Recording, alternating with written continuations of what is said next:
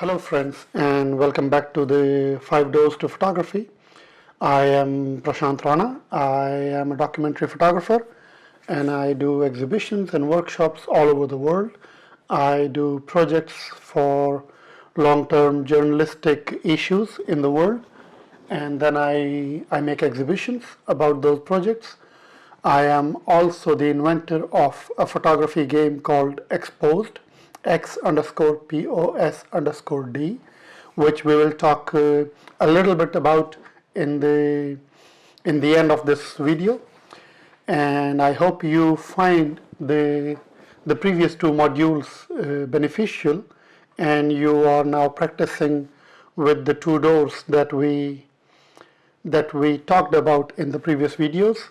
If you haven't seen them, I suggest you to go back and have a look to connect better with this video, because this is the module 2.2, which means it is a continuation of the module 2 that we went through in the previous video. So we decided to turn this module into two parts because it's a longer topic in photography. So in the previous one we discussed colors, and now we are going to discuss black and white in this part. So before we begin, I would like to once again emphasize on the fact that photography is a very subjective topic. Everyone connects to a photo in their own unique way, and that's why we need different doors to enter in photography, because everyone is connecting visually in a different way. So I classified these different elements of photography as our doorways, because to understand them better, it's good to have a rational explanation and an abstract idea. So when I call them doorways, it's an abstract idea. Door 1 doesn't necessarily have to be your door 1. Your door 1 can be door 4 that we are talking. But eventually, if we learn to enter and go out and manage all these different doors, we reach to the same visual pleasure. So let's begin with the module 2.2, and I hope it's going to enhance your knowledge in photography. So we talk about black and white. We grew up with black and white photos almost in all the era. In the beginning it was black and white, almost all the photos, and the color photography came later on. So almost all of us have some black and white photos in our family albums, and they are very precious for their historical value, at the same time for the difference that black and white presents in contrast to the real world that we see in color. It's just an aesthetic approach of black and white photography, which can be mesmerizing for so many photographers and so many viewers, because it just breaks the normality of our world, and it takes away the colors, and it focuses so much on contrast, on light, on shadows, on textures, and that is one of the most wonderful gifts that black and white photography give to us as photographers. So many photographers choose black and white for its aesthetical approach. First of all, it's eye-grabbing. It takes the attention to the image because it is, like I said, it is breaking the normality of the world, and it is presenting a different view of the same existence that we are surrounded with. And this different approach to the same existence is what makes black and white so appealing to the subconscious brain.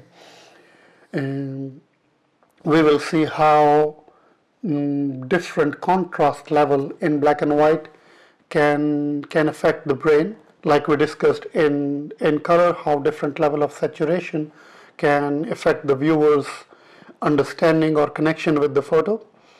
Then, like I said, some photographers use monochrome as their preferred style. It's their signature style. They see the world in black and white, and they present what they see in black and white to us in their black and white photography. But some other photographers, like myself, I like to choose black and white for its aesthetic approach and for its psychological importance. So for some projects, I choose black and white consciously, and for other projects, I choose color photography consciously. And that can be one approach to black and white, that you select black and white for a certain topic and you select color for a certain topic. All of us have black and white photos in our family albums, and in these albums we connect so deeply with the photos of our grandparents or our parents in their childhood, and that sense of emotional connection uh, can be associated with black and white photography in galleries, in magazines, and on the internet, because once we connect to an image emotionally, its aesthetic appeal becomes a symbol in our brain. So we end up associating that feeling prima facie at a glance with that aesthetic presented in a different context as well. So if you want to grab the attention of your viewers immediately, maybe black and white can also be your signature style.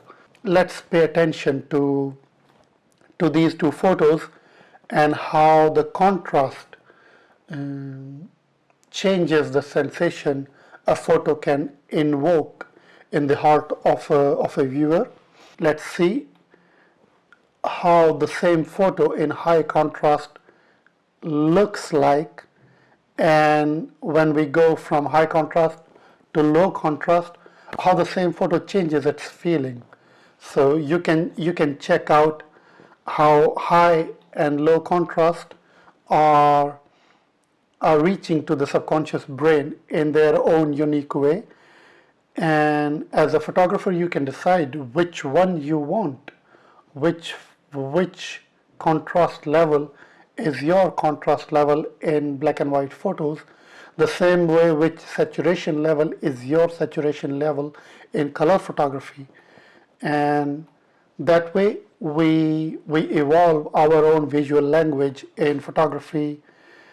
We will also see how color photo looks in black and white, and how black and white photo changes its sensation in color. Maybe you prefer the color version of this photo, or you prefer the black and white version of the same photo, and based upon that, for your personal photography, you can decide which kind of aesthetic is your aesthetic. Is it more towards the color photography, or is it more towards the black and white photography?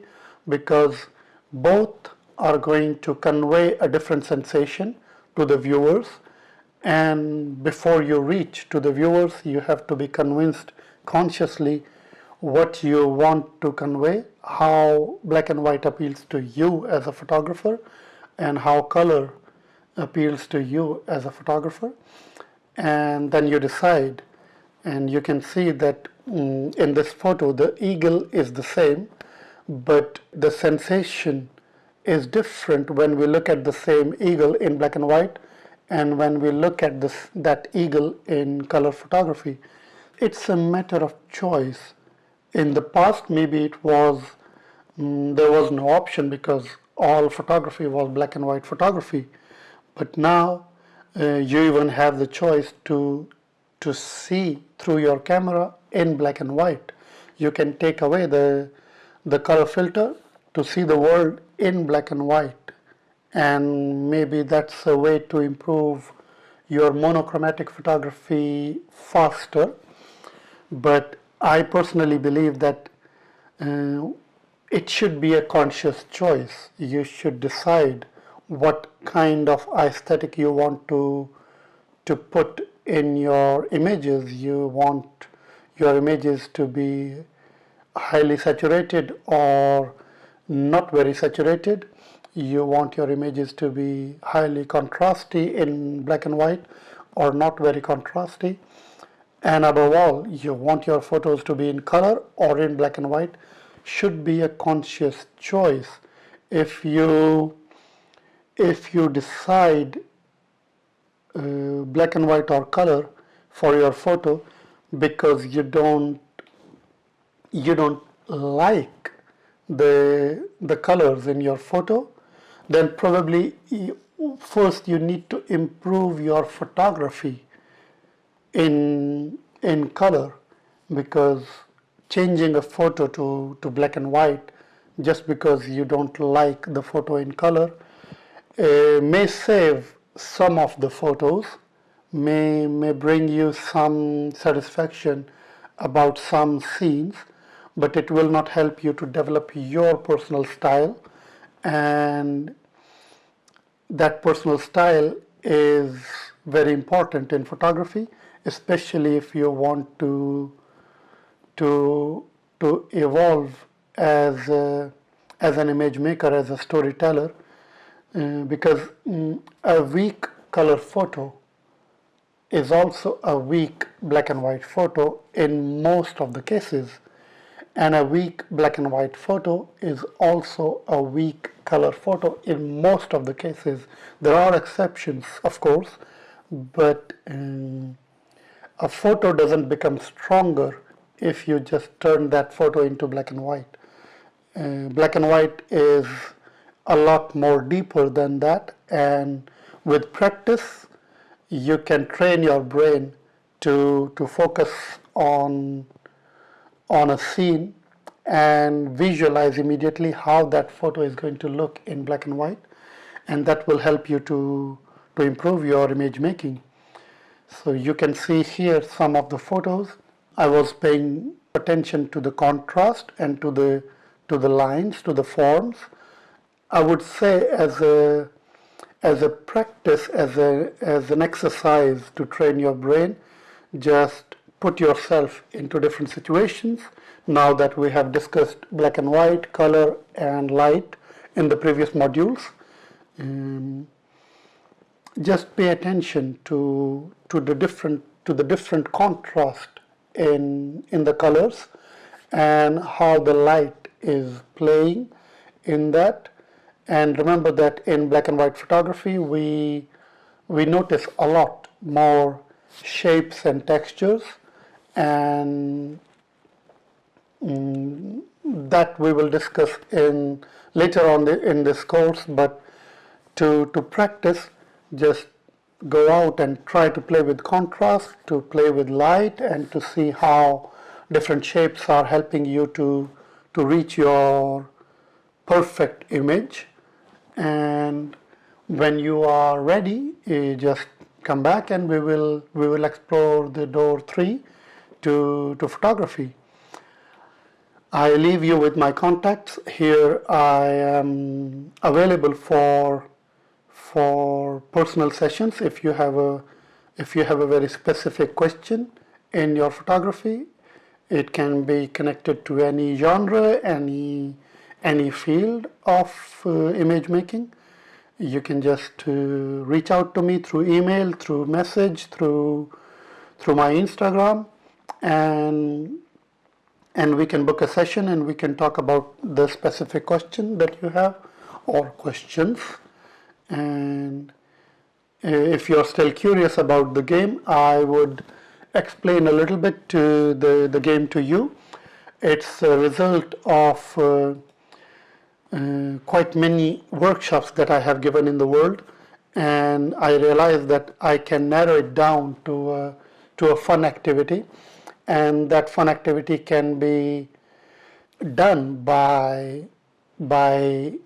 a, any number of people with any age from 5, 6 to until the person can hold a camera.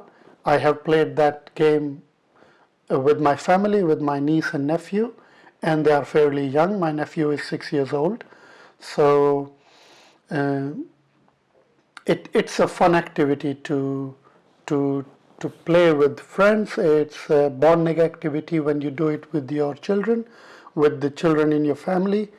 You can take the game to your picnics, to travels, and engage the whole group in one single activity while still taking different kinds of photos. And you don't need to be a professional photographer to do that. You can just start playing and start from zero, and the game leads you to different levels of photography.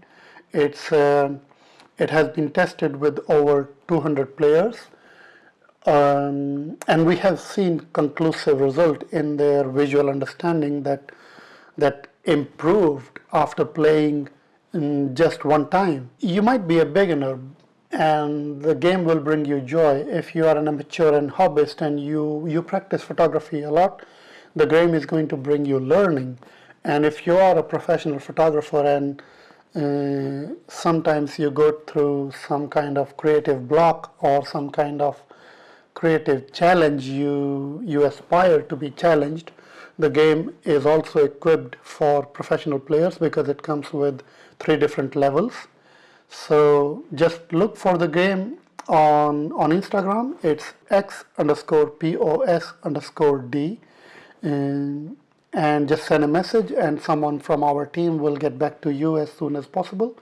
The game is available to be supported and bought on Kickstarter, and on Kickstarter it comes with a book that can teach you photography. So I hope you like it, and we see each other in the next module.